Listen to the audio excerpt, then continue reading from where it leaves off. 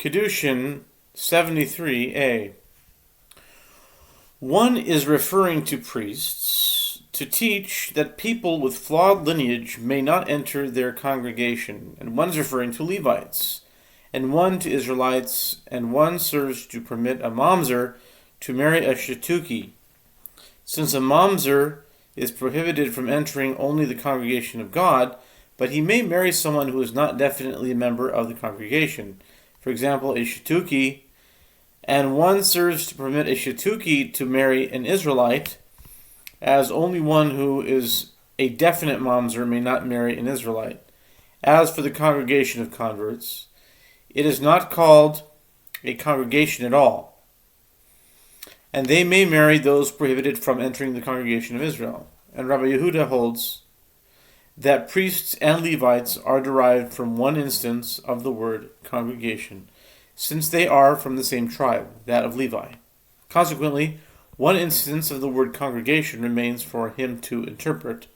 He interprets it as referring to the congregation of converts and deems it prohibited for a mamzer to enter that congregation as well. And if you wish, say so too. Rabbi Yehuda agrees with Rabbi Yossi that Levites and priests are two congregations, since they are special halachot of marriage that apply only to priests. Rather, Rabbi Yehuda holds that the permissibility of the marriage of a mamzer with a shituki and a shituki with an Israelite is derived from one instance of the word congregation from the verse, "A mamzer shall not enter into the congregation of the Lord." Deuteronomy 23:3. This is accomplished by inferring the following. It is one who is a definite mamzer who may not enter, but one who is a mamzer as a result of an uncertainty, example shituki, may enter.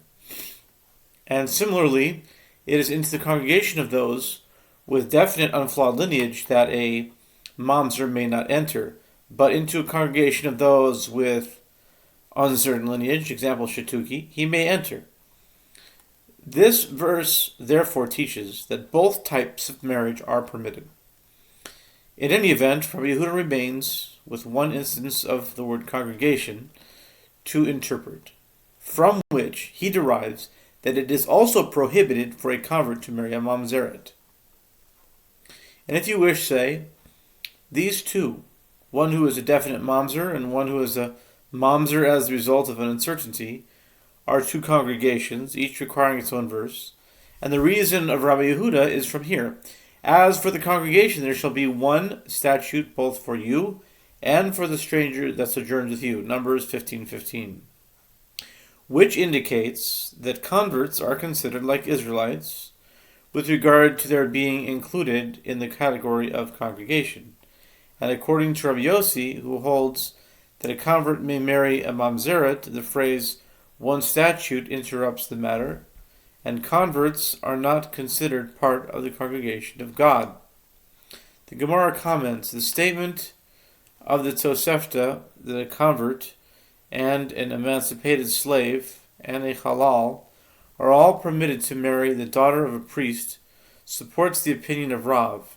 As Rav Yehuda says, that Rav says, women of unflawed lineage who are daughters of priests were not prohibited from marrying those disqualified from the priesthood due to flawed lineage, halalim, since that prohibition applies only to male priests. Rabbi Zera taught in Mechoza, it is permitted for a convert to marry a mamzeret.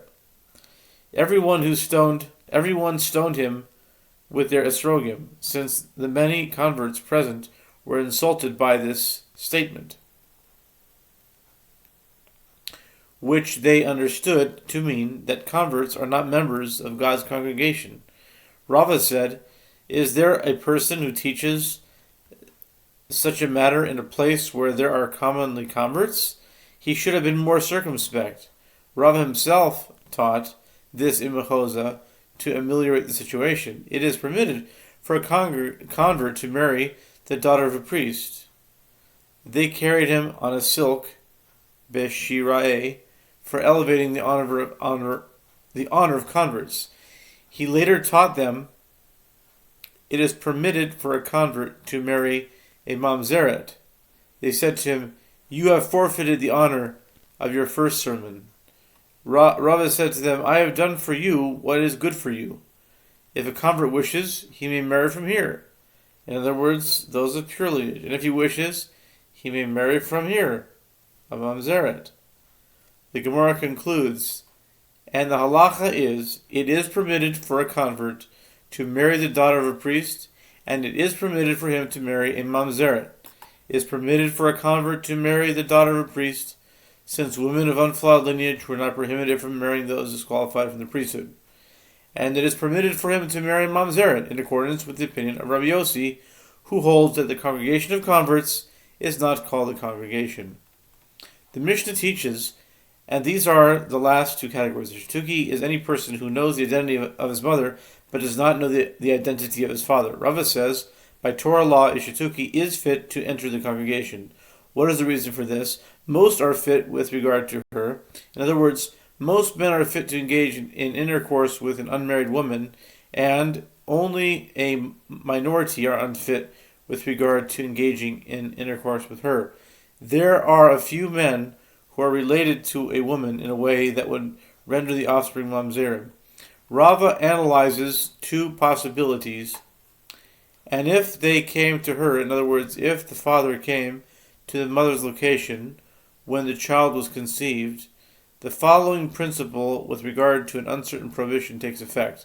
Anything that separates from its fixed location is presumed to have separated from the majority of items like it in that location. If the father separated from the population at large and came to the mother, one can assume that he was from the majority, who are of unflawed lineage.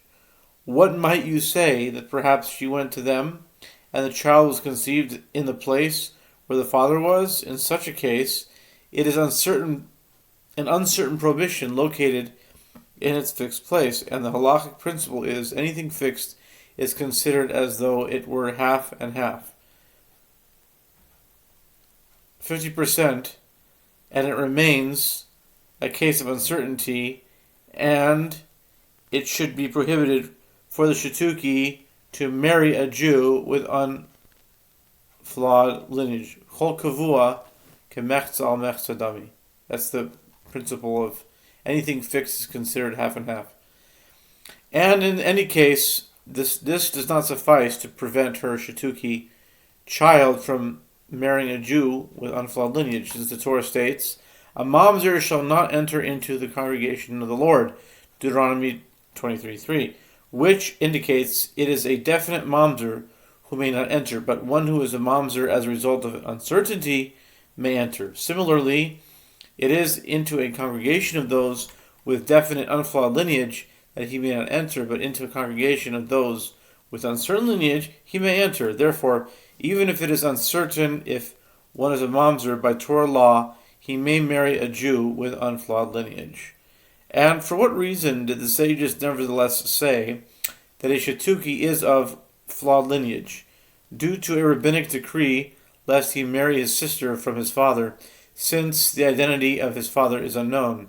The Gemara asks, if that is so, it should not be permitted for a shtuki to marry even a female shtuki, lest he marry his sister from his father. The Gemara responds, and do people engage in licentiousness to such an extent that one should be concerned that all the children of unknown paternity in one city were fathered by the same man? By the same reasoning, there should also be a decree that a shtuki may not marry the daughter of a female shtuki from a proper marriage, lest he marry his sister from his father, since the man who married the female shtuki might have been his father. Rather, it must be that it is not common for shtuki to happen to marry his sister, and therefore he may marry the daughter of a female shtuki. So too, it is not common for him to happen to marry his sister, and the sages would not issue a decree to prevent this from occurring. The question therefore remains, why did they render it prohibited for a shtuki to marry a Jew with unflawed lineage? The Gemara answers that it is not prohibited for a shtuki to marry a Jew with unflawed lineage due to any halakhic concern. Rather, the sages established a higher standard with regard to lineage in that they rendered it prohibited for people from unknown backgrounds to marry those with unflawed lineage. And Rava says a similar statement. By Torah law, a foundling, a child found in the marketplace whose parents are unknown, is fit, and there is no concern that the child is a mamzer. What is the reason for this? A married woman who becomes pregnant through extramarital intercourse, which results in the child being a mamzer, ascribes the child to her husband. Since everyone assumes that her husband is the father, she has no reason to abandon the child in the marketplace. What case is there when a mother would want to abandon her mamzer child? There is a minority of situations involving betrothed women who committed adultery but cannot claim that her betrothed is the father, as they had not been living together. And there is the minority of women whose husbands have gone overseas and could not have fathered the children.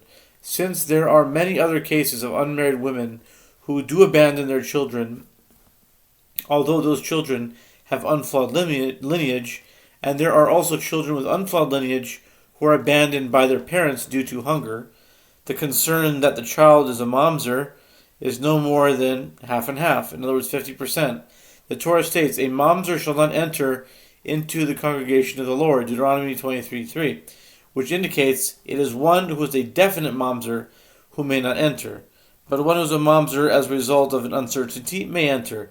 Similarly, it is into a congregation of those with definite, unflawed lineage they may not enter, but into a congregation of those with uncertain lineage he may enter. This child is a mamzer as a result of an uncertainty, and by Torah law may marry a Jew with unflawed lineage. And for what reason did the sages say that a foundling is unfit, lest he marry his sister from his father? The Gemara asks, if that is so, it should not be permitted for a foundling to marry even a female foundling, lest he marry his sister from either his father or his mother. The Gemara rejects this.